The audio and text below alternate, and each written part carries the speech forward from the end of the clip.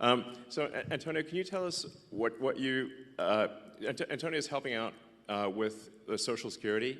So just trying to review Social Security, where you may have heard that we found 20 million dead people marked as alive in the Social Security database. This is so crazy. And then you'll notice there's a strange trend here where how many Social Security numbers were issued. Do you want to?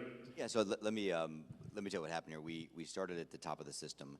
You want to talk a bit louder, maybe? We started at the top of the system, mapping the whole system of Social Security to understand where all the fraud was. And there's a lot of great people there that showed us really a lot of waste. And so that came up with a big list of stuff they're working on. You've heard some of that already. But this is what jumped out at us. When we saw these numbers, we were like, what is this? In 21, you see 270,000 people, goes all the way to 2.1 million in 24. These are non-citizens that are getting Social Security numbers. Yeah, this is a mind-blowing chart. Yeah, just this literally blew us away. Like, we went there to find fraud, and we found this by accident. And this isn't political, by the way. My parents are immigrants. Yeah, this country's been great to us. My brother and sister all born in Spain. I'm pro-legal immigration. This is not political. This is not political. This is about America and the future of America. And there are a lot of good people in the system that pointed us in this direction. I want to honor them right now, that work in the government today, who took risks to show us these numbers and tell us what's going on. Yeah. So I want to stop for a minute. I want to honor those people today. Very good people. Very good people. I have been from D.C. to Social Security offices to the border to track this down, and very good people have helped us along the way. I want to thank them. Yeah. This number, what this is when you come in the country, if you're an illegal, there's a couple ways to come in. You come in through a port of entry, and you can tell them you're afraid, and they'll give you an asylum case. You'll get an interview. Then you get in. That's one way to do it. Another way to do it is to just go to the border. Literally, this happened. I talked to Border Patrol myself. Elon was there, too. I went to Laredo, and I went to Bronzeville. Elon went to Eagle Pass. You walk up to a Border Patrol officer, and you tell them you want to come in. They have a couple of choices. They could charge you with a misdemeanor or a felony under 1325, or they can make it an administrative offense, like a parking ticket, basically. They were told to do that, make it an administrative offense under the last administration. And then you go walk across the border. They do what's called a release from your own recognizance, and they give you an NTA, a notice to appear, which to appear at a judge. The wait times on judges are like average 6 years. Look at Grok, you'll see it on immigration judges. There's only 700 of them. This is 5.5 million people, okay? So what happens then? Once you're in the country and you've got asylum through one of these pathways, and we've mapped the whole thing out, you can apply for a work document. You file a 765, it's the work form. You get this form called the 766, that's the authorization, and then Social Security Administration automatically sends you in the mail your Social Security number. No interview, no ID. This is worth just reiterating. It's not people sometimes think that under the Biden administration that he was simply asleep at the switch. He wasn't asleep. They weren't asleep at the switch. It was a massive, large-scale program to import as many illegals as possible, ultimately to change the entire voting map of the United States and disenfranchise the American people and make it a permanent, deep blue, one-party state from which there would be no escape. Look, if I hadn't seen this myself, I'm not sure I'd have believed it. I went through it myself and mapped it, and Elon is right. This is true. The defaults in the system from Social Security to all of the benefit programs have been set to max inclusion, max pay for these people, and minimum collection.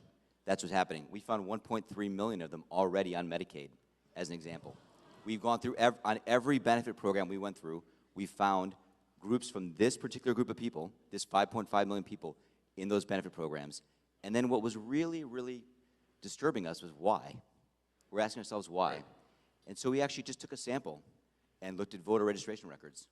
And we found people here registered to vote in this population, yes. And who did vote. And we found some by sampling that actually did vote. And we have referred them to prosecution at the Homeland Security Investigation Service. Yeah. Already. That is already happening. Right now. Yeah. And the truly disturbing thing, though, I just want you to know this, a truly disturbing thing to me, and the darkest thing about this to me, the voter fraud is terrible, but the human tragedy this created is extraordinary, because what you don't understand, and people don't know, and Americans need to know, that's why I'm here, is that human traffickers made $13 to $15 billion off of this, okay? That's the money that's going around the world, moving people around the world to our borders because of these incentives. How does it work? What happens? Hey, if you're in Africa and you're in Central America, you got to walk up through Mexico and through Central America. Who do you pay? You pay the narcos, you pay the traffickers, right? And we were told by ICE, it's between $20,000 and $500, depends where they pick you up, to walk across all those countries and get all the way up to the border. Where's that money goes? It goes to the cartels. It goes to human traffickers, right? There are 30,000 children that have not appeared on the notice to appear already. ICE knows this. 30,000 children, 270,000 children didn't even get notices to appear. ICE told us that kids are being trafficked back and forth across the border to complete families to make this easier. This is a human tragedy. It's not just the money, it's the people and the kids. And how many of these people died on the way up here that didn't make it in? What happened to them? We created a system here that created an incentive for people to come and be taken advantage of by these traffickers. And how do you think they get paid? Well, you're in Africa, Central America, you got $20,000 or $10,000 or $5,000 to pay these traffickers? No, you don't. What happens? You come in, then you owe them the money. You're an indentured servant. If you don't pay them, what happens? What do? They kill your mother, they kill your brother, they kill your family. What happens next? That's what we discovered. And I have to tell you, it's tragic to me. The tragedy, the human tragedy this created is extraordinary. That's the real problem. This is America. We don't do this here in America. Yeah. We don't do this here in America. People come here legally, and that's great. Elon came here legally. My parents came here legally. That's the way to do it. This is outrageous. Yeah, it's pretty wild. I mean, you can see, because there's still actually a lot of people out there, especially in the sort of center third of the country, that somehow think this is made up by the right, or it's like some fiction. It's not, that it's somehow not true, but it is absolutely true. And you can see that if you look at things like the state of New York, which tried to make it legal for illegal immigrants to vote in the state of New York. That was only shot down by the New York Supreme Court a few weeks ago.